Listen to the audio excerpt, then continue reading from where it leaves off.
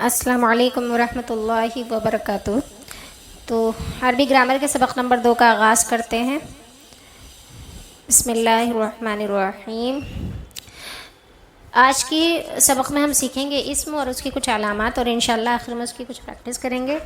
تو الفاظ کو ہی کلمہ کہتے ہیں عربی میں، اور کلمے کی 3 قسمیں ہیں: اسم، فعل اور حرف۔ اسم یعنی کہ کسی کے بھی نام کو ہم اسم کہتے ہیں، جیسے کہ انگلش میں بھی آپ نے ناؤن پڑھا ہوگا۔ ناؤن کی ڈیفینیشن کیا ہوتی ہے؟ کسی کا نام یا پھر کسی کی صفت جو کہ کسی کی اچھائی یا برائی بتائے، اس کو اسم کہتے ہیں۔ کسی کا نام جیسے کہ کتاب، مکہ، یا صفت جیسے کہ مسلم اور صالح وغیرہ۔ اب عربی میں اسم کی کچھ علامات ہیں جس کی وجہ سے آپ ایزیلی پہچان سکتے ہو کہ یہ، اگر آپ کو اس کا میننگ نہیں بھی آتا ہو تو آپ ان نشانیوں کے ذریعے سے پہچان سکتے ہو کہ یہ اسم ہے۔ وہ کیا ہیں؟ انشاءاللہ ایک ایک کر کے ہم اس کو پڑھیں گے۔ یہاں پہ شارٹ کٹ میں لکھا ہوا ہے میں نے: الف لام کا ہونا، تنوین کا ہونا، آخر میں واو نون یا یا نون کا ہونا، یا پھر الف تا کا ہونا۔ اب دیکھ لیتے ہیں، جیسے اسم کی ایک نشانی ہے تنوین کا ہونا۔ فار ایگزامپل کتابن، کتابن کے آخر میں کیا ہے؟ تنوین۔ تو اٹ مینس کیا ہے؟ یہ اسم ہے۔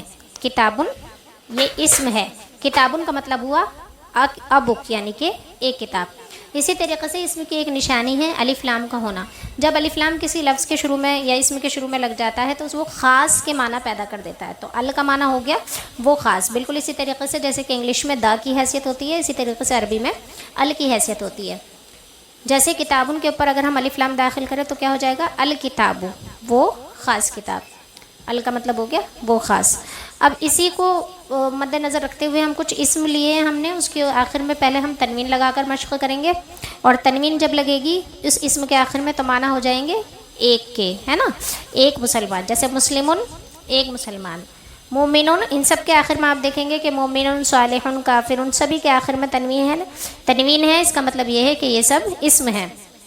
تو اب مشق کریں گے: مسلمون ایک مسلمان، مومنون ایک ایمان والا، صالحون ایک نیک آدمی، کافرون ایک انکار کرنے والا، مشرکون ایک شرک کرنے والا، منافقون ایک منافق۔ تو یہ ہوئی تنوین کی ایک نشانی، یعنی کہ کسی اسم کے آخر میں اسم کی ایک نشانی، یعنی کہ کسی اسم کے آخر میں تنوین کا ہونا۔ اب اسم کی دوسری نشانی، اس کی بھی مشق کریں گے ہم انہی اسم پہ لگا کر کے۔ اب دوسری جو اسم کی نشانی ہے وہ ہے الف لام کا شروع میں ہونا۔ تو یہاں پر ہم الف لام لگائیں گے انہی اسم کے شروع میں، اور پھر اس کی مشق کریں گے۔ الف لام لگانے سے اس میں خاص کے معنی پیدا ہو جائیں گے۔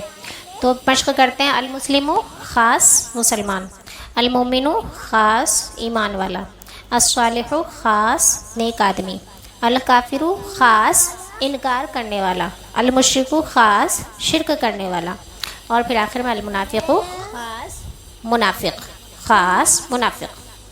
ٹھیک ہے؟ اللہ خیر فار واچنگ۔